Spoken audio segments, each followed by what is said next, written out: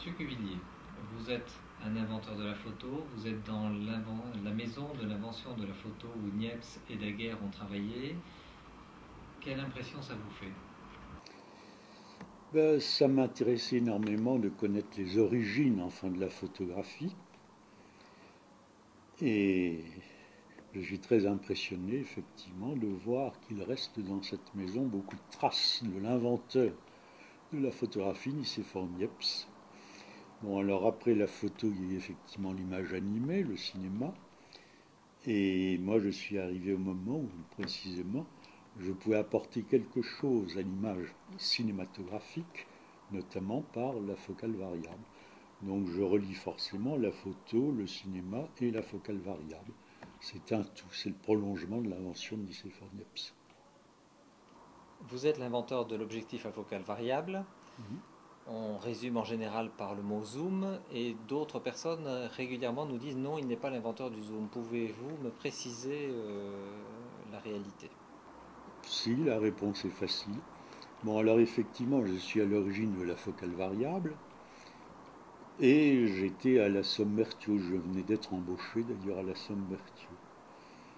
Et pourquoi la focale variable s'est appelée Pansinor? Parce que les objectifs de prise de vue cinématographique de la société Sommertio portaient la marque Sinor. Et lorsqu'est sortie donc la focale variable, on s'est dit c'est un objectif qui remplace tous les Sinor. Pan veut dire tout en grec, donc Pansinor veut dire un objectif qui à lui seul remplace tous les objectifs de la gamme des Sinor. Voilà l'explication.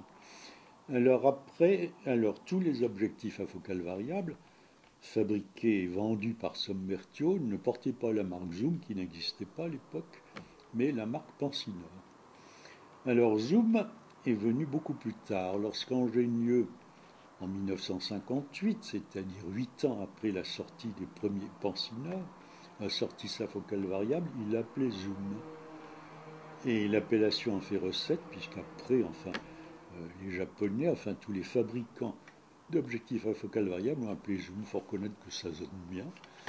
Mais tous les objectifs à focale variable de Sommertio ont porté la marque Pansinor et non pas zoom. Alors quand Angenieux se dit je suis à l'origine du zoom, c'est vrai, de l'appellation, mais pas de la focale variable. Qu'est-ce qui a motivé votre recherche? Oui, c'est une très bonne question. Alors, l'histoire est effectivement assez curieuse.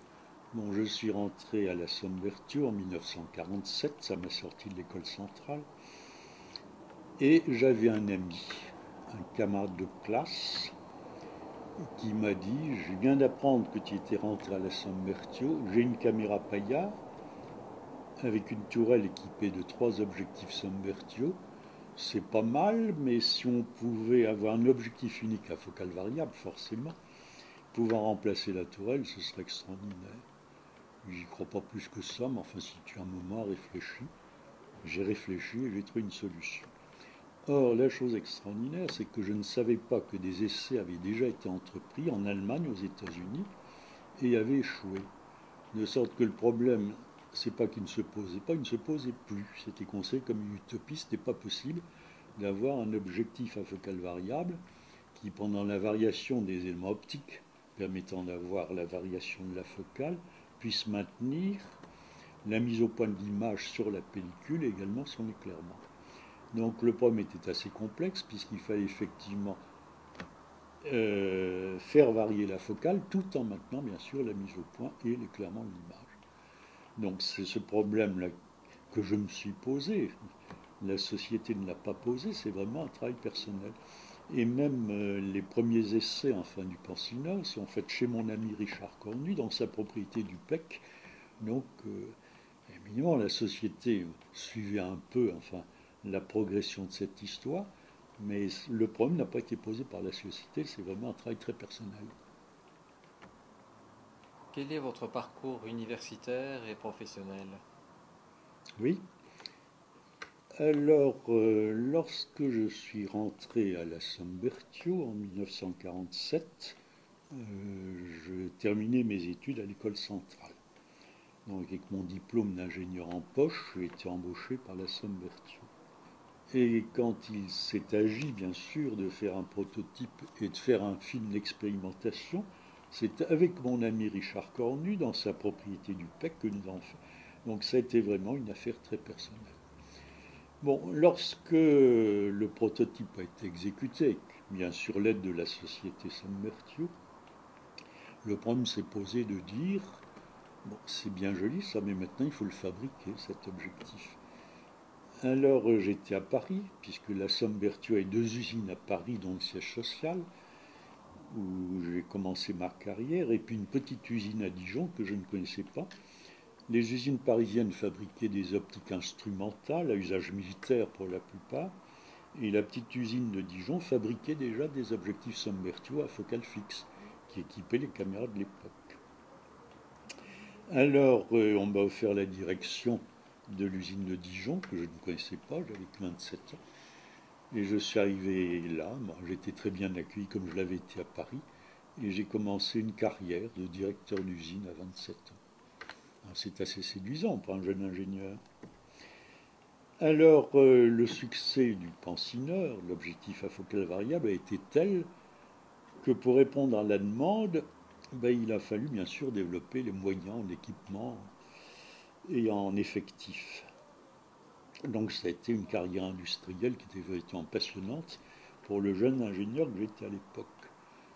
Bon, il faut savoir que j'ai pris l'usine de Dijon avec un effectif de 80 personnes pour lancer la fabrication du Pansineur. 10 ans après, nous étions 700, toujours sur la fabrication du Pansineur.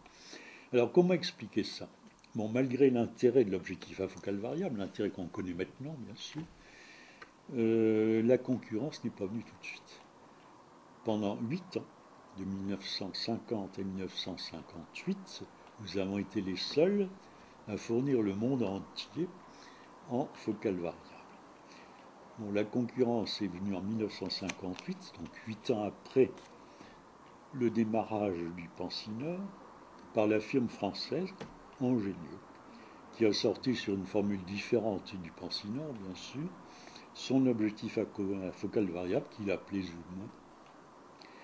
Voilà, donc j'ai effectivement une carrière industrielle plus qu'une carrière d'inventeur, mais c'est absolument passionnant parce que quand on invente un produit, c'est bien, le bureau d'études, c'est bien, sont des plans, mais quand on réalise le produit, quand on le perfectionne, comme on travaille avec les équipes, c'est passionnant.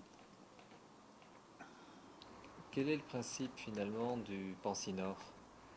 Oui, mais la conception du Pansineur est relativement simple. Il y a forcément des lentilles qui se déplacent pour assurer la variation de la focale, mais en fait, les seules lentilles qui se déplacent sont deux groupes de lentilles convergentes qui ont le même déplacement, c'est-à-dire qu'elles sont dans le même chariot mobile. Donc il y a un chariot mobile qui comporte les éléments convergents qui se déplacent par rapport aux éléments fixes qui sont divergents. Donc c'est une conception à 4 lentilles, si on veut, deux fixes, deux mobiles. Et les lentilles mobiles sont sur un même chariot, ce qui fait que la mécanisation finalement est relativement simple. Alors elle a été réalisée, on voit le résultat ici, un simple petit levier ici, qui permet de faire manœuvrer enfin le chariot mobile, et puis voilà. Alors cette conception était très agréable parce que par le petit levier on règle la variation rapide ou lente, enfin tout ce qu'on veut. Donc c'était très simple et très commode d'emploi, d'utilisation pour le cinéaste. Monsieur Cuvillier, un grand merci d'être venu raconter tout ça dans la maison de Nicéphore. Ça a été très agréable pour moi.